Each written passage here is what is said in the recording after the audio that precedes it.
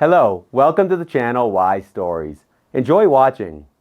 The bus driver found a child at the bus stop with a note, "Take care of him." He brought him to his wife, who could not have children, and when he returned from work a few hours later, he saw something that made him freeze at the door. Snow was falling in large flakes, slowly covering the city with a white blanket. The dim light of the street lamps illuminated the deserted streets. Fiddly drove the bus on the night route, staring at the snow-covered road. His hands, resting on the steering wheel, were covered with calluses, the marks of 20 years of work as a driver. The last trip today was unusually calm. There were almost no passengers, just a couple of students getting off near the dormitory and an elderly woman with heavy bags whom he helped get off at the stop near the market. The clock on the dashboard read 11:40 p.m. One more stop, then a turn at the terminus, and home to warmth. Fiddly involuntarily smiled, imagining how his wife, Annika, would greet him with dinner. 15 years together, and she still waited for him after every shift, not going to bed. The bus slowly approached a stop on the outskirts of the city. Fiddly was about to pass it by. Who would be waiting for a bus in such cold, especially at this late hour? But then he noticed a small figure sitting on a bench. His heart skipped a beat. He slammed the brakes and opened the doors. "Hey, what's going on there?" he muttered to himself, squinting through the glass. There was a child sitting on the bench.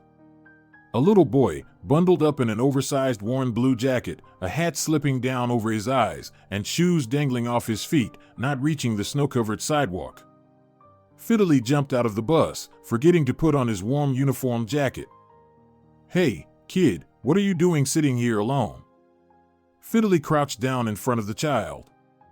"Where are your parents?" The boy raised his head. His face was red from the cold, and his eyes were tear-streaked. His little hands clutched a worn backpack with a cartoon character on it. "My name is Santos," the boy said quietly. His lips trembled from the cold. "Dad told me to wait here. He said a good person would come to pick me up." Fiddly looked around. The street was empty, covered in snow. No traces, no cars, no pedestrians. Just a child at the bus stop, in the cold, at night. "Have you been waiting long?" "I don't know," the boy shrugged. "Dad gave me this." He handed Fiddly a folded, crumpled piece of paper, its edges bent by little fingers. Fiddly unfolded the note. The uneven handwriting read, "Take care of him. His name is Santos. I can't do it anymore." A chill ran through Fiddly's body, but it wasn't from the cold. Who could leave a child at a bus stop in winter? What kind of monster? Fiddly looked around again. Could this be some sort of joke? Was someone watching from the darkness? But all that surrounded him was silence, interrupted only by the rustling of falling snow. "Let's get on the bus. It's warmer in there." Fiddly took the boy's icy little hand. "You're freezing, poor thing." Santos obediently stood up, holding his backpack with the other hand, and followed Fiddly. Inside the bus, it was warm. Fiddly sat the boy on the front seat, right behind the driver's seat, and turned the heater up full blast. "You'll warm up soon." He took off his scarf and wrapped it around the boy's neck. "I'll think about what to do next." What to do next? Fiddly's mind raced with thoughts. The police, a children's home, social services. All of that was right from a legal standpoint, but Fiddly looked at the boy. He was sitting quietly, barely moving, his eyes glistening in the dimness of the bus. "Are you hungry?" Fiddly asked, remembering the sandwiches Annika had made for him. Santos nodded hesitantly. Fiddly took out the bundle with the sandwiches and handed them to the boy. "Here, take it, but don't rush. You might choke." Santos carefully took the sandwich and began eating it slowly, chewing every bite carefully. Fiddly watched him, and something tightened in his chest. The boy ate as if he didn't know when he would get food again. "Santos, how old are you?" Fiddly asked, trying to start a conversation with the boy. "I'll be 6 in the spring," Santos answered, swallowing a piece of bread, "in March." "Do you go to school?" "Not yet." Mom said I'll go in the fall. Mom. So, there is a mother. But where is she? Why did the father leave his child? Fiddly felt a surge of anger. How could anyone do that to their own son? And where is your mom? The boy's face suddenly became serious, no longer childlike. Mom is sick. Very sick. Dad said they took her to the hospital and she won't come back. Then he brought me here. Fiddly clenched his fists. What kind of person could do this? His wife was in the hospital, and the father left the child in the street in such cold. Another hour or two, and the boy could have frozen to death. Do you know where you live? The address, the street? Santos shook his head. We just moved to a new apartment. There are still boxes everywhere. A dead end. Fiddly looked at the clock. It was almost midnight. What to do? Take the child to the police? They would interrogate him, scare him, and then send him to an orphanage until they figured things out. A night in an institution with strangers after such a traumatic experience. The decision came suddenly. Fiddly took out his phone and dialed his wife's number. Annika, are you still awake? He asked when someone picked up on the other end. I'm waiting for you, as usual. Annika's voice was warm. Homie. Something happened? Are you late? Annika, Fiddly hesitated, not knowing how to explain the situation. I'm not coming alone. What do you mean? His wife's voice was surprised. I found a child at the bus stop. He was sitting alone in the cold with a note that he was abandoned. Can you imagine? There was a silence on the other end of the line. Annika, are you there? Yes. Yes, I'm listening. Annika's voice trembled. How old is he? Almost 6, a boy. His name is Santos. More silence, then. Bring him home, of course. I'll make the bed and warm up dinner. Fiddly felt warmth spreading inside him. His Annika was always understanding, always ready to help. They had dreamed of children for so long, but it hadn't happened, and now this boy, abandoned by his own father. Thank you, darling. I'll be home soon. He hung up the phone and turned to Santos. Well, are you coming to my house? My wife is waiting for me, she's making dinner, and tomorrow we'll figure out what to do next, okay? Santos nodded, and there was something like hope in his eyes. Do you have a TV? He suddenly asked. Fiddly smiled. Yes, of course, a TV, a bath with hot water, and a clean bed. Ready to go? He started the engine and turned on the wipers to clear the snow off the windshield. In the rearview mirror, he watched the boy. Santos was sitting, clutching his backpack and looking out the window. In the light of the street lamps, Fiddly suddenly noticed that the profile of the boy, his nose, the line of his chin, all of it looked strangely familiar, as if he had seen those features before. Shaking his head, Fiddly pushed the strange thought away. Fatigue, just fatigue after a long shift. The main thing now was to get the boy home to warmth and safety, and in the morning, figure out what to do next. The drive home took about half an hour. Santos remained silent for most of the way, only occasionally answering Fiddly's questions with short phrases. It was clear that the boy was tired and cold, despite the heater running. Fiddly lived in a typical Soviet-era 9-story building on the outskirts of the city. Nothing special. A standard building, but his apartment with Annika was cozy and well-maintained. They both loved cleanliness and order. He parked the bus in the parking lot, took Santos by the hand, and they walked toward the building. The snow had stopped falling, but the cold had increased, and their cheeks stung from the chill. We're almost there, said Fiddly, feeling the boy's little hand trembling in his. They entered the building. The old elevator groaned as it took them to the 6th floor. Santos looked around the elevator, touching the shiny buttons. We didn't have an elevator at home, he said suddenly. We lived on the 2nd floor. And now? I don't know, the boy shrugged. We moved a lot. The elevator stopped. Fiddly walked down the corridor to their door, took out the keys. Before he could insert the key into the lock, the door swung open.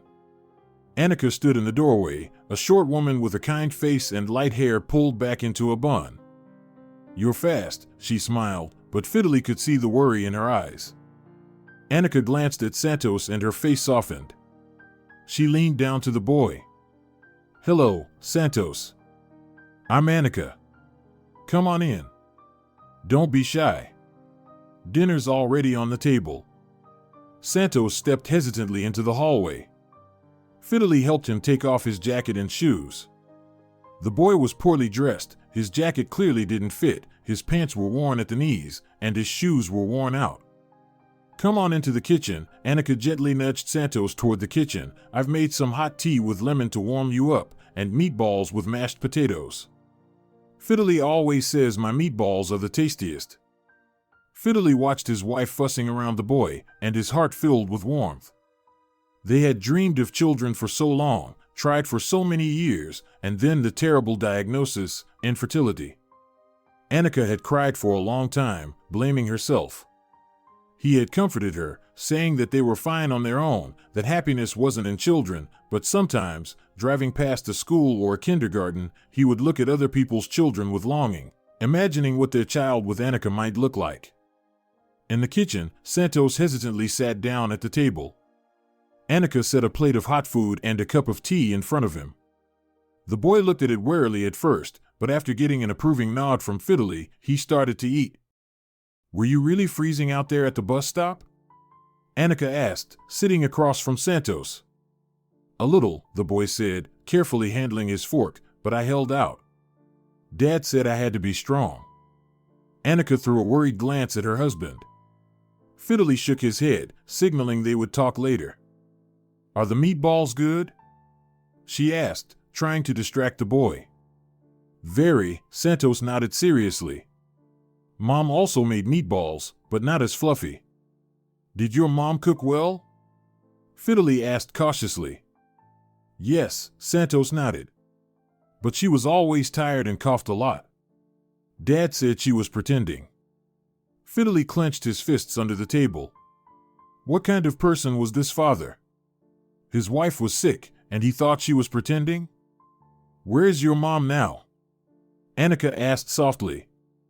"In the hospital," Santos said, and his eyes filled with tears. "She's very sick. Lonzo said she won't come home anymore, and then he brought me to the stop and told me to wait until a good person picks me up and gave me the note." Annika hugged the boy, feeling his little body shaking from suppressed sobs. "Everything will be fine, Santos. I promise you. We'll help find your mom." At that moment, Fiddly entered the room, already dressed for work. "Well, I'm off," he began, then froze when he saw Annika and Santos hugging. "What happened?" "Fiddly, we need to talk." Annika stood up, holding Santos by the hand. "Santos, darling, go wash your face in the bathroom, and we'll talk for a bit." The boy nodded obediently and left the room. As soon as the door closed, Annika took the envelope from her bag and silently handed it to her husband. "What is this?" Fiddly frowned, opening the envelope.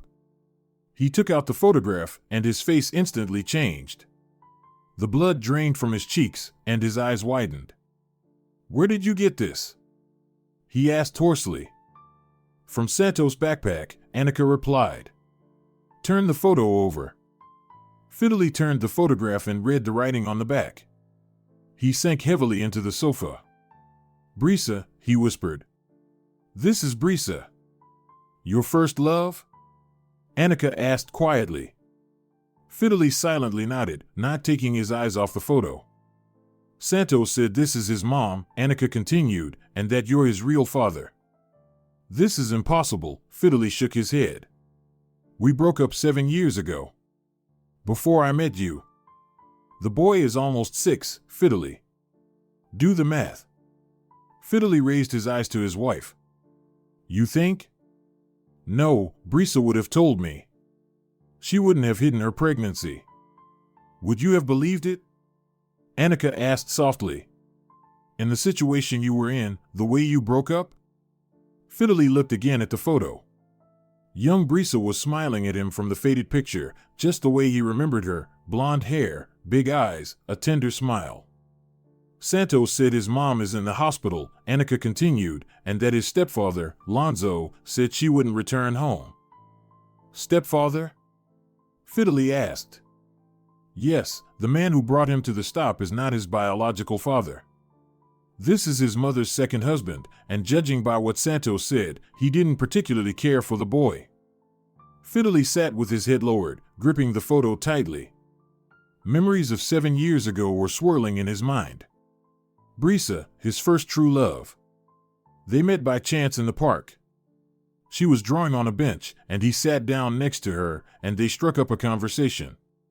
They had been seeing each other for almost a year, planned to marry, and then his mother intervened.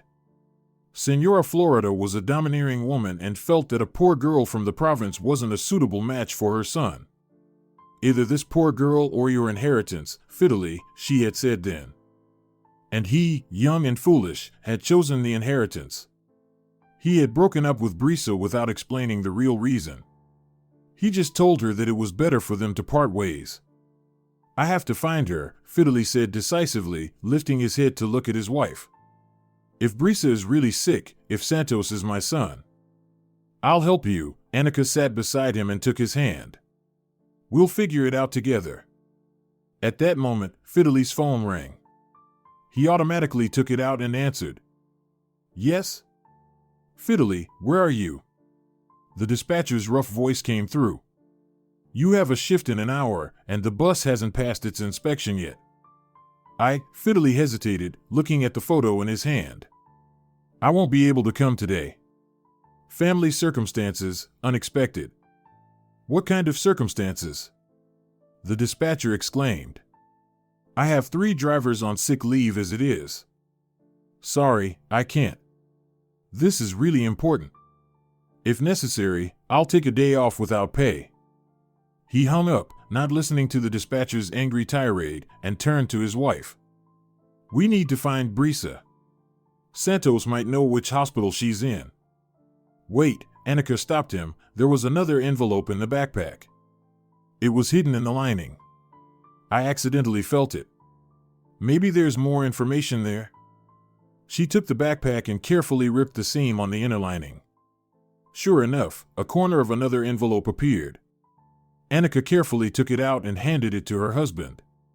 Fiddly opened the envelope. Inside was a folded piece of paper. He unfolded it and started reading. With each line, his face grew paler. What's there? Annika couldn't wait any longer. Fiddly silently handed it to her. Annika took the paper and began reading. Fiddly, if you're reading this letter, it means Santos has come to you. I've been watching your route to be sure. I have terminal cancer. My husband, Lonzo, doesn't want to take care of Santos. He's never loved him, says the boy doesn't look like him. He's right. Santos is your copy. I don't ask for forgiveness for hiding our son from you. You made your choice back then, chose money over our love, but Santos is innocent. He's a good boy. I don't have long. I'm in the city hospital, oncology department. Briea. Annika lowered the letter and looked at her husband. Fiddly was sitting with his face covered in his hands. Fiddly, we need to go to the hospital, she said softly, placing her hand on his shoulder. He looked up. There was pain and determination in his eyes. Yes, you're right, we'll go together. You, me, and Santos. I'm Santos, a quiet voice came from the door. They turned around. The boy was standing in the doorway, tightly clutching his little robot. Yes, little one, Annika nodded, quickly hiding the letter. We're going to your mom in the hospital. Santos' eyes widened. Really? But Lonzo said I couldn't go to mom, that they took her far, far away. He lied, Fiddly said firmly, standing up. Your mom is in the city hospital, and we're going to see her now. He walked over to the boy and crouched down in front of him. Santos, may I ask you something? The boy nodded. Did your mom ever tell you about your real father? Santos bit his lip, then answered seriously. Yes. She said he was good, but chose a different life, and that someday we would meet. And here you are, Annika quietly said, stepping toward them. Fiddly looked at her, then back at Santos. I think we need to talk about a lot of things, but first we're going to see your mom. Agreed? Santos nodded, and hope flickered in his eyes. The city hospital greeted them with sterile cleanliness and the smell of medicine. Fiddly nervously gripped the steering wheel as he parked in the hospital lot. He had been silent the whole drive, occasionally glancing at Santos through the rearview mirror. The boy sat quietly, holding Annika's hand tightly. She whispered something to him, gently patting his shoulder. We're here, Fiddly finally said, turning off the engine. Now we'll find out which ward your mom is in. At the registration desk, there was an elderly nurse with a tired face. We need patient Briea. Fiddly hesitated suddenly, realizing he didn't know Briea's married surname. Villas, Santos quietly suggested. Mom, Briea Villas. The nurse checked the computer. 5th floor, oncology department, room 512, but that's for relatives only. I'm her son, Santos immediately said, stepping forward. The nurse softened. And these people? This is my dad, the boy said firmly, pointing to Fiddly, my real dad. The woman gave them a scrutinizing look, focusing on Fiddly's face, then shifting her gaze to the boy. The resemblance was striking. All right, she nodded, but no more than 15 minutes. The patient needs rest. In the elevator, Fiddly could feel his heart pounding. What would he say to Briea? How would he explain that he hadn't known about his son all these years? Would she believe that he would have never abandoned his child if he had known? Room 512 turned out to be a small, single room at the end of the hallway. Fiddly knocked hesitantly on the door. Come in, a weak voice answered. They entered.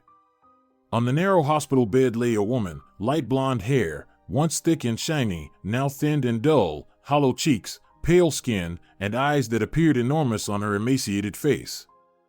But it was her, Briea, his first love. Mom. Santos rushed to the bed.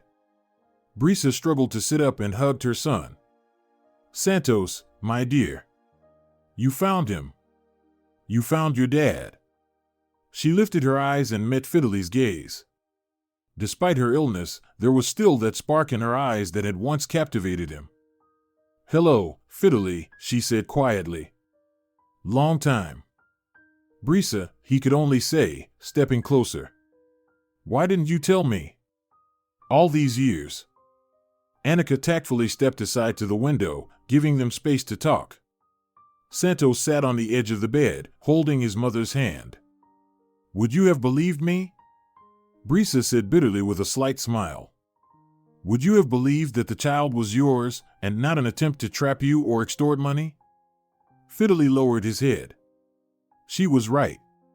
In the situation when he had abandoned her for the inheritance, chosen money over their love, he probably wouldn't have believed it either. I was too proud, Briea continued. I thought I could handle it on my own, and I did, until I met Lonzo. He seemed like a decent man, proposed marriage, promised to take care of us, me and Santos. And then... She fell silent, looking away. And then he started drinking, Santos said quietly, and yelling at Mom, and at me. Fiddly felt a surge of anger rise inside him. This man had been hurting his son, his Briea, while he had been living a peaceful life, unaware of it all.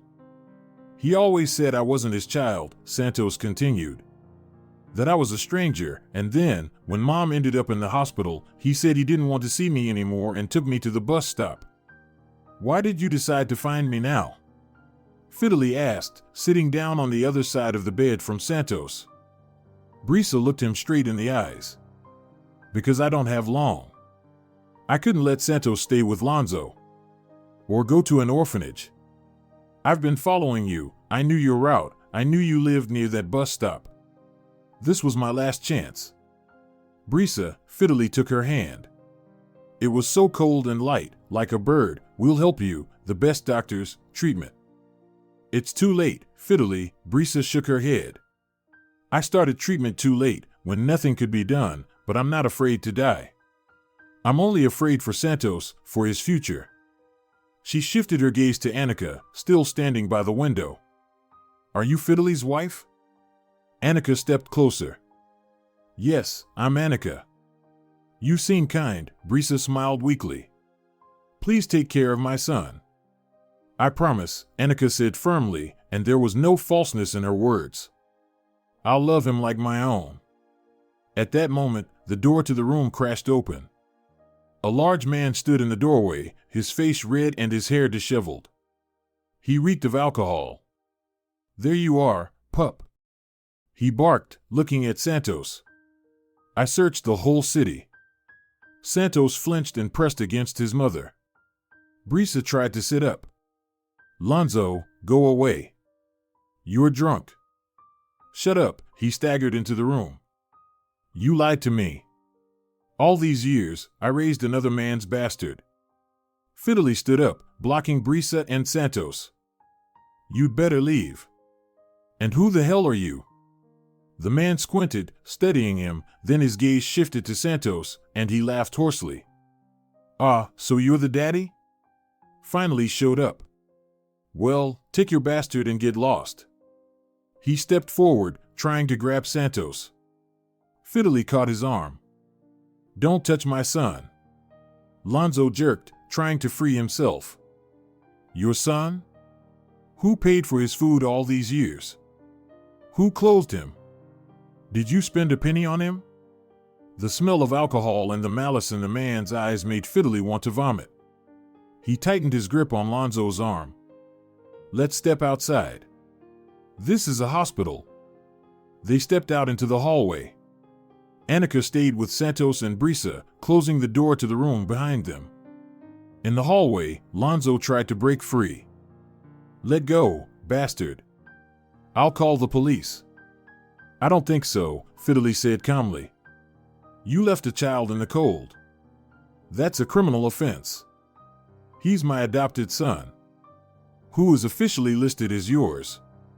Who has your last name on his birth certificate. Fiddly could feel he hit the mark. I doubt it. Lonzo deflated a little. Well, take him. I don't need him. Just a bunch of problems. And Briea? Your wife is dying, and you come to the hospital to cause a scene. She lied to me, Lonzo exploded again. She's been hiding all her life that the bastard isn't mine. Fiddly barely restrained himself from hitting him. Only the setting stopped him. A hospital, after all. Get out, he said firmly. And don't show up here again. Briea needs peace in her final days. You both can choke on this pup, Lonzo spat, turning around. Just don't forget to pay the treatment bills. He staggered toward the elevator. Fiddly watched him go, feeling a mix of anger and pity. Pity for a man who could have had such a woman as Briea, could have raised such a wonderful boy as Santos, but never appreciated it. When he returned to the room, Briea was looking at him anxiously. He's gone? Yes, and he won't be coming back, Fiddly said confidently. Don't worry. Briea sighed with relief and leaned back on the pillow. This brief outburst of emotion clearly took a lot of strength from her. Is Santos going to live with you? She asked, glancing at Fiddly and then Annika. Of course, Fiddly nodded. He's my son. Our son. He looked at Annika, and she smiled encouragingly, placing her hand on Santos's shoulder. But first, we'll heal you, Fiddly said firmly. I know good specialists, clinics abroad. Fiddly, Briea shook her head. I appreciate your desire to help, but the doctors said it's useless.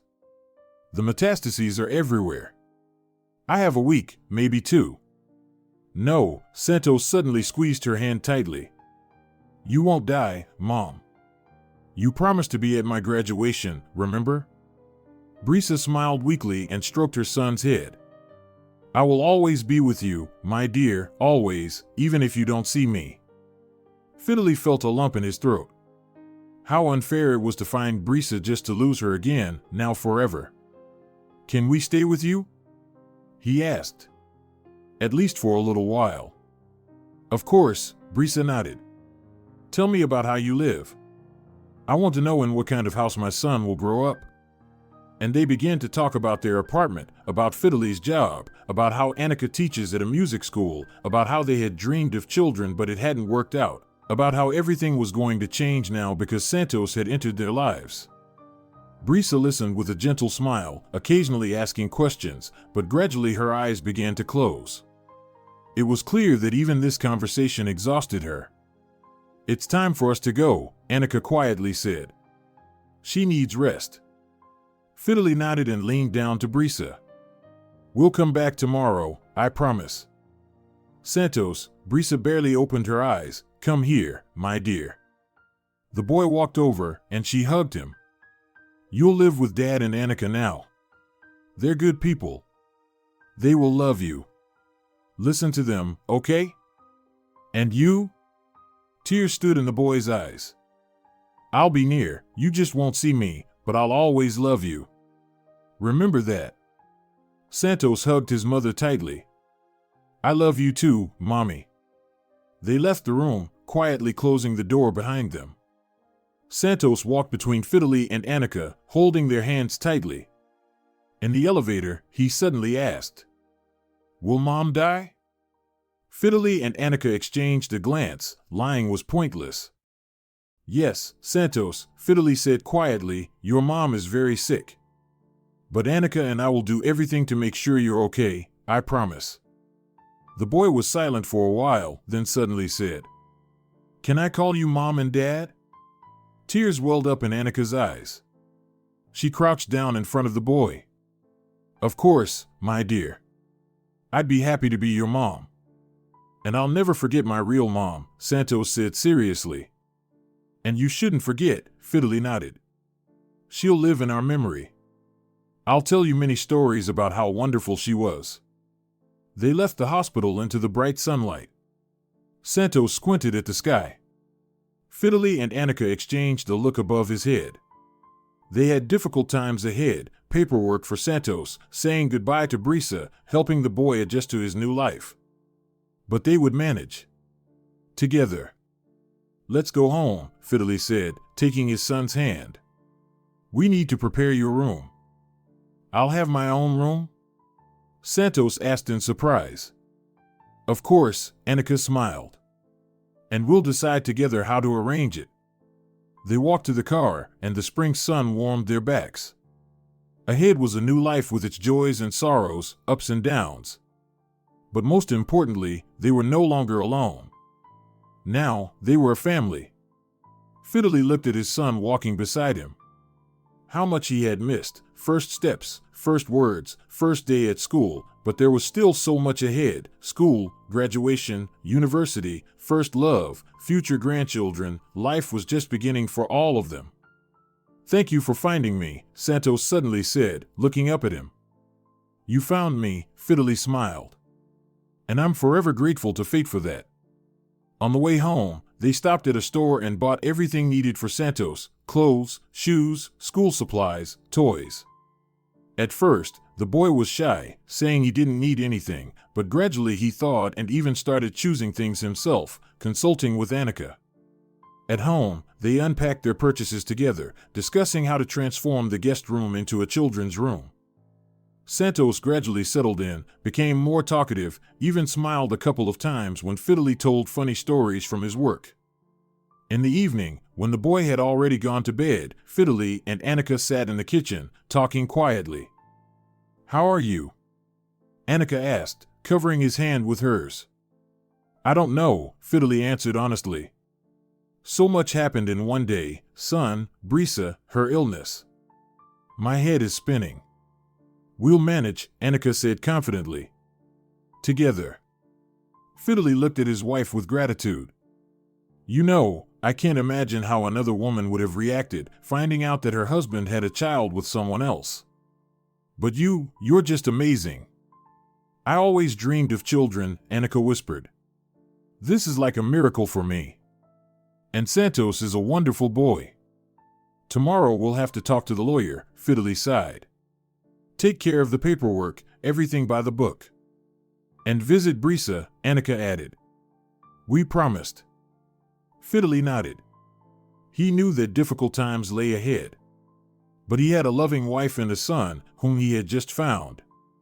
That meant everything would be okay. 2 weeks later, they stood at the cemetery by a fresh grave. The spring wind swayed the first flowers in the flower beds. Santos, in his new dark suit, held Fiddly's hand tightly. Annika stood nearby, with her hand on the boy's shoulder. Briea had died quietly in her sleep 10 days after their meeting.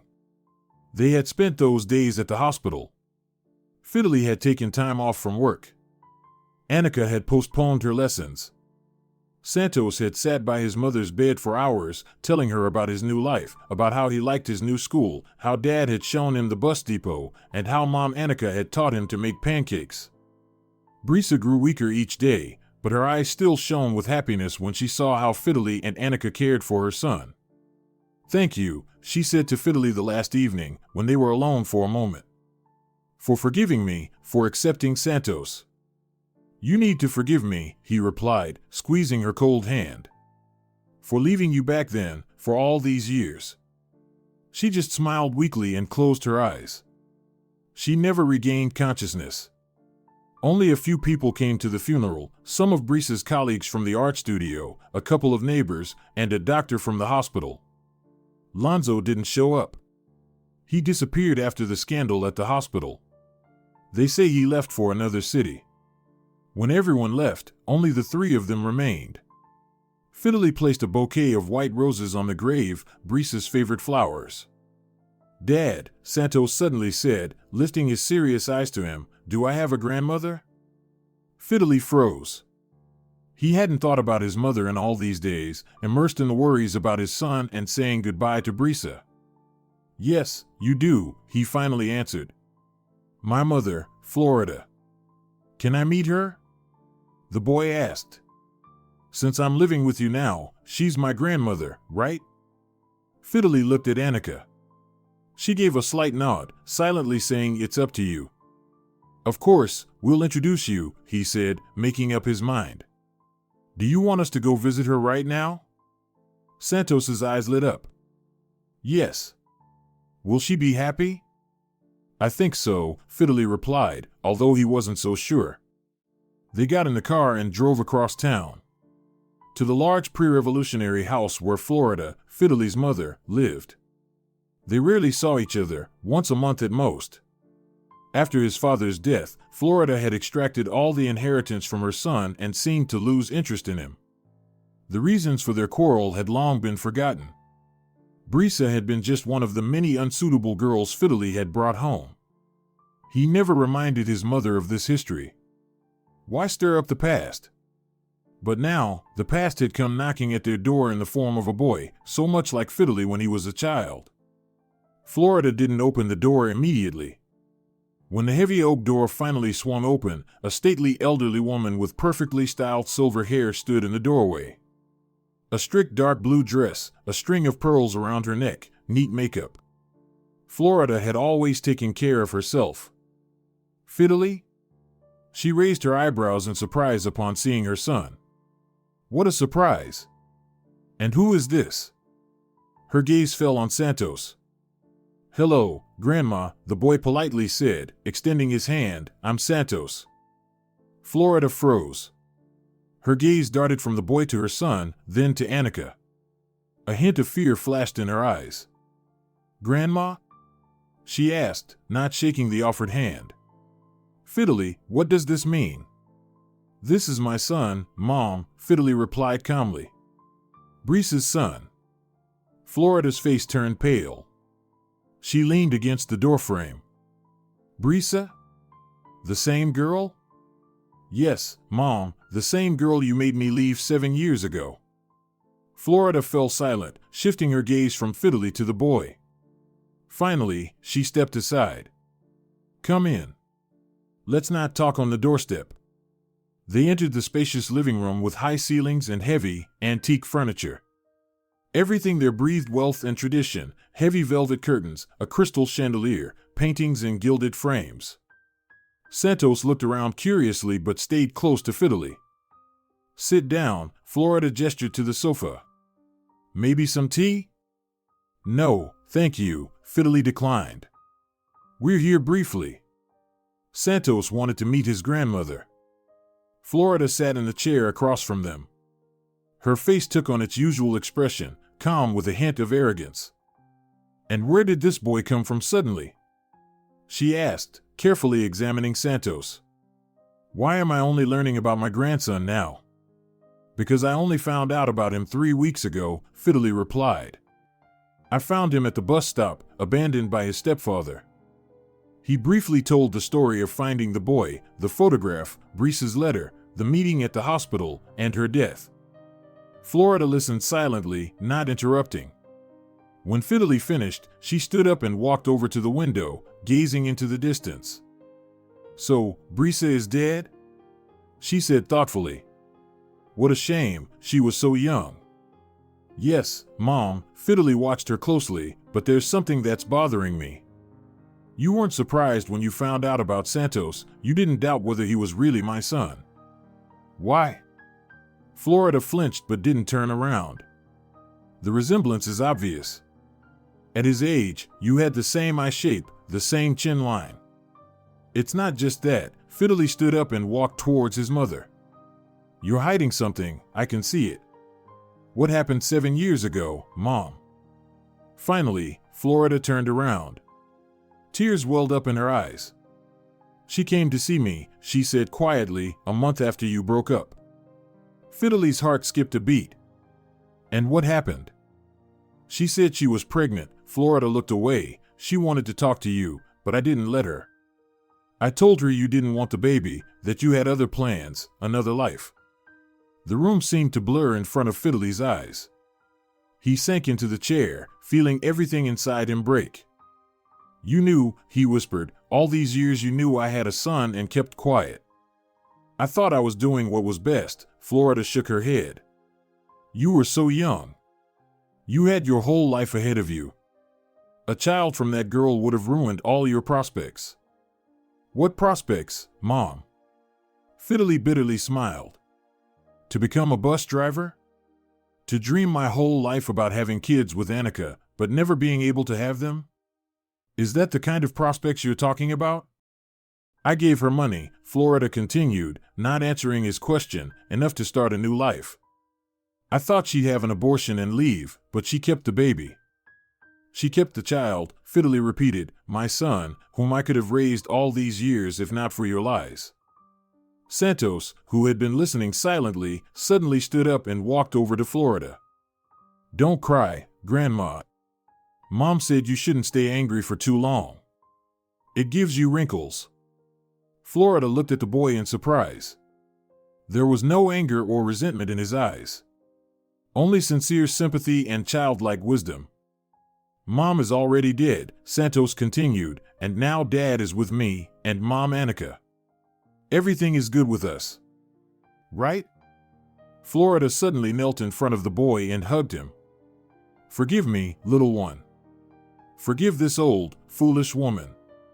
Fiddly watched the scene, feeling the icy wall he had carried in his heart for all these years begin to melt.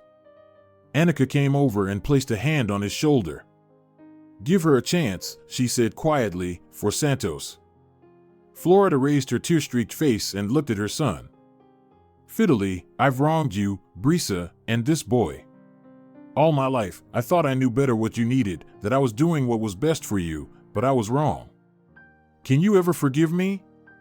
Fiddly looked at his mother, aged and tearful, kneeling in front of his son. For so many years, he had only seen her as a powerful, always certain woman, Florida. But now, before him, was just an old woman afraid of being left alone. I don't know, Mom, he answered honestly, I don't know if I can forget all of this. But Santos is right, you can't stay angry your whole life, especially now that we have him. Florida stood up, wiping her tears. He's so much like you when you were little, the same eyes, the same look. It's like I've returned 30 years back. Grandma, do you have pictures of Dad when he was little? Santos suddenly asked. I've never seen him as a child. Of course, I do, Florida smiled through her tears. A whole album. Do you want to see? Yes, the boy's eyes lit up. I really want to.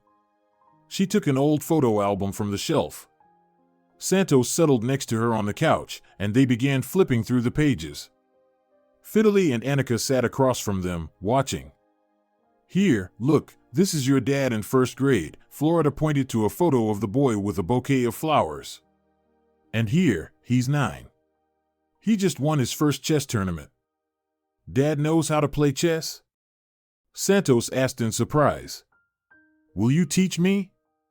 Of course, I'll teach you, Fiddly smiled. I still have my old chess set somewhere. I have them, Florida said. In my office. I took them when you moved out of our house. She stood up and left the room. She returned a minute later with a carved wooden box. Here they are. Your dad's grandfather carved these pieces. It's a family heirloom. Santos carefully opened the box. Inside were intricately carved chess pieces made from dark wood, polished to a shine by many generations of hands. Beautiful, the boy exclaimed. Can I have them? Of course, Florida nodded. They are yours by right. You are the heir of the family. Actually, for now, it's Villa's, Fiddly remarked. But we've already filed the adoption papers and requested a name change. I'll be Casares?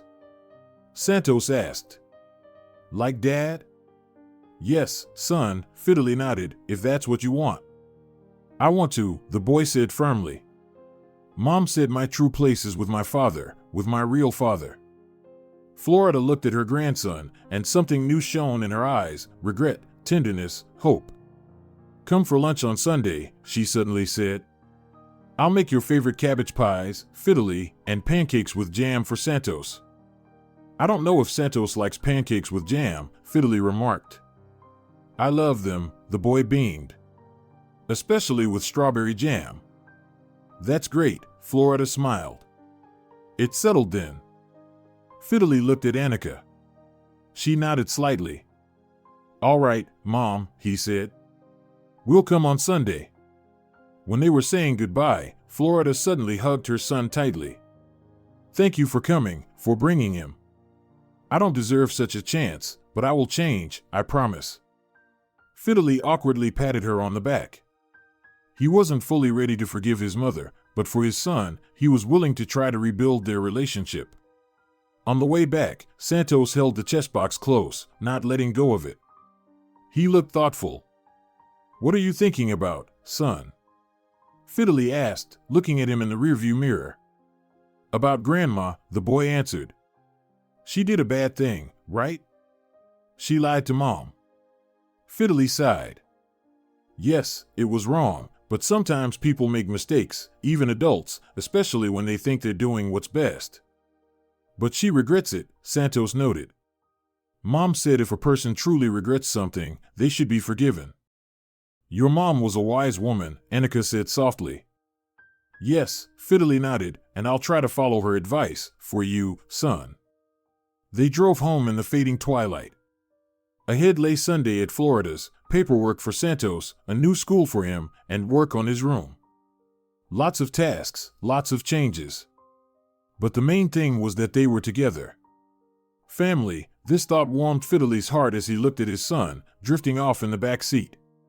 So many years he had lived without knowing about his existence, but now everything had changed. And while the lost years couldn't be recovered, there was so much ahead: school, graduation, university, first love, future grandchildren. Life was just beginning for all of them. Autumn painted the city in bright colors. 6 months flew by like one day, full of tasks, discoveries, and new experiences.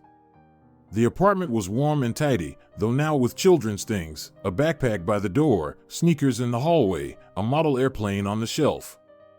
Santos sat at the desk in his room, once the guest room, now completely transformed. Blue wallpaper with airplanes, modern furniture, bookshelves filled with textbooks and adventure novels. He was carefully writing letters in his notebook, preparing for a language exam. Santos, dinner's ready, Annika called from the kitchen. Coming, Mom, the boy responded, carefully closing the notebook. Annika smiled when she heard the mom. At first, he was shy to call her that, but gradually it had become a habit. Now she truly was his mother, not only in her heart but also on paper.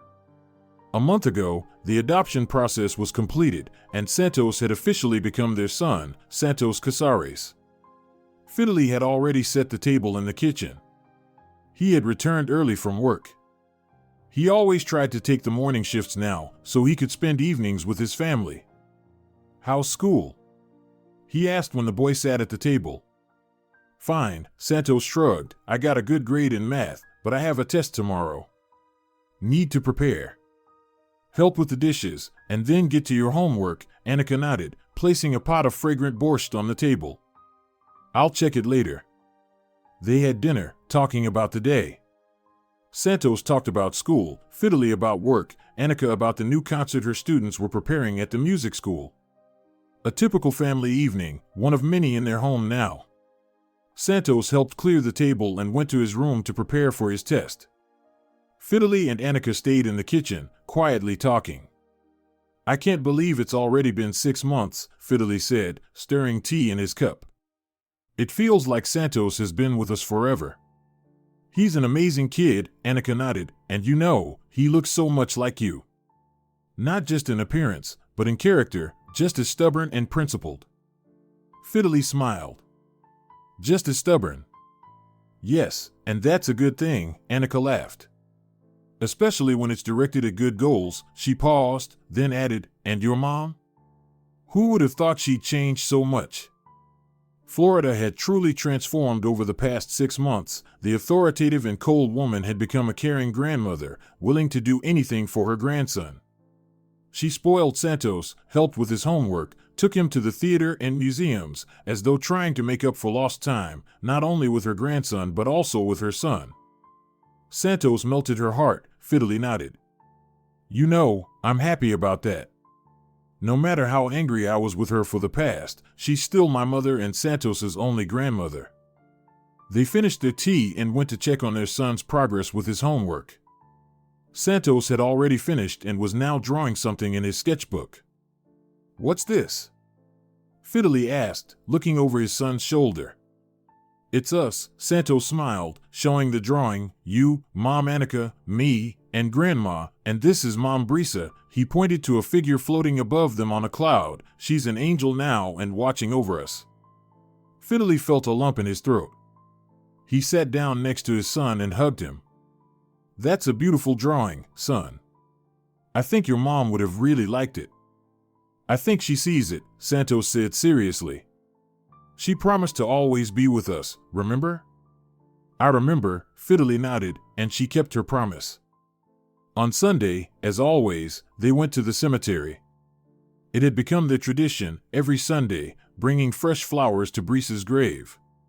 Santos picked out the bouquet himself. Today, it was white chrysanthemums, like little suns. The cemetery was quiet and solemn. The autumn leaves rustled softly underfoot. Fiddly and Santos walked side by side, holding hands. In 6 months, the grave had changed. Fiddly had installed a beautiful monument made of dark granite and planted rose bushes around it, Briea's favorite flowers. "Hello, Mom," said Santos, placing flowers on the grave. "I came to tell you how things are going with us." He started talking about school, new friends, how he learned to swim this summer, how Grandma took him to the zoo. Fiddly stood by, listening to this child's monologue, full of sincere love and gentle sadness. When Santos finished, Fiddly sat down next to him. "You know, son, your mother was an amazing woman. When we met, she was studying at the art school, painting stunning pictures, landscapes, portraits. She had real talent." "Do I have talent?" asked Santos. "Of course," Fiddly smiled. "You draw beautifully, like your mom, and you have a mathematical mind, like I did at your age." He continued telling stories about Briea, how she loved to pick daisies, how she laughed heartily when something amused her, how she always helped others, even when she was in a tough spot herself. She loved carousels and cotton candy, Fiddly reminisced. "One time, we spent the whole day at an amusement park. She rode every carousel several times, like a little girl." Santos listened, eyes wide open. These stories were treasures for him, living memories of his mother, whom he was slowly forgetting. There were few photographs of Briea, and the memories of a 6-year-old child are not lasting, so Fidelie's stories were priceless. "Dad, did Mom love you a lot?" the boy suddenly asked. Fidelie paused for a second. "Yes, son, a lot, and I loved her, but sometimes life separates people, even if they love each other. That's what happened to us. But then life brought you back together," Santos noted, "through me." "Yes," Fidelie nodded, hugging his son, "and I'm infinitely grateful for that. You're the best thing fate could have given me." They stood by the grave a little longer and then headed to the exit. On the way, Santos suddenly asked, "Dad, do you think Mom Annika will ever have a brother or sister for me?" Fidelie smiled. "I don't know, son. The doctors say it's unlikely, but, you know, miracles happen. Like the miracle that you found me. Maybe another miracle will happen." Santos nodded seriously. "I pray for it every night." They got in the car and drove home. On the way, Fidelie reflected on the strange twists of fate. 7 years ago, he lost Briea, gave up their love for money and an easy life. All these years, he didn't know about the existence of his son, and now, with Briea gone, Santos had become the center of his world, the meaning of his life. At home, Annika was waiting for them. She was setting the table, arranging plates with a steaming dinner. "How was it?" she asked when they entered the kitchen. "Good," Santos answered. "Dad told me about Mom. She loved carousels." "Yes, I remember that story," Annika smiled. "Wash your hands and sit down to eat. Everything is ready." They sat down at the table, and Fidelie suddenly felt an extraordinary sense of happiness. Sitting next to him were the two most important people in his life, his loving wife and the son he had known for so long. Their home was full of warmth and comfort, and tomorrow his mother, who had finally become a real grandmother to Santos, would come over for tea. "What are you thinking about?" Annika asked, noticing his gaze. "About a second chance," Fidelie replied. "You know, they say that sometimes fate gives a person a second chance to fix the mistakes of the past. I think Santos is my second chance. A chance to become a real father, a real man who takes responsibility for his family." "And you're doing great," Annika smiled, placing her hand over his. "We're all doing great," Fidelie nodded. "All together." When Santos went to his room to do his homework, Fidelie and Annika stayed in the kitchen to drink tea. Outside the window, yellow leaves were falling, and the sun was setting. "You know, what I often think about," Fidelie said, looking out the window. "What would have happened if I had made a different choice 7 years ago, if I hadn't listened to my mother and hadn't left Briea? Our life would have been completely different, and we would never have met," Annika said softly. "Yes," Fidelie nodded. "I would have married Briea, raised Santos from birth. Maybe we would have had more children." "Do you regret it?" Annika asked, with a hint of concern in her voice. Fidelie squeezed her hand tightly. "No, my dear. I only regret causing Briea pain, missing the first years of our son's life, but I don't regret meeting you, that we are together. You are the best thing that happened to me after Santos." Annika smiled, and tears glistened in her eyes. "I'm so happy, Fidelie. I never thought I would be a mother, and now I have a son that I love with all my heart." "We have a son," Fidelie corrected. "Our son, and we are a real family." At that moment, Santos peeked into the kitchen. "Mom, Dad, can I go outside? The guys are playing football." "Of course," Fidelie nodded. "But not for long. It will get dark soon." "I know," the boy said importantly. "I'll be back by 6, and I'll take my phone with me." When the door closed behind him, Fidelie and Annika exchanged glances and laughed. "Our boy is growing up," Fidelie said. "He's so independent now." "Yes," Annika nodded. "Time flies so quickly." They sat at the kitchen table, holding hands and listening to the wind rustling the fallen leaves outside. Ahead of them was an entire life, with its joys and sorrows, ups and downs. But the most important thing was that they were no longer alone. They had a family, a real, strong, loving family. Sometimes life gives a second chance. You just have to make sure you take it. If you're enjoying it as well, leave a like and subscribe to the channel.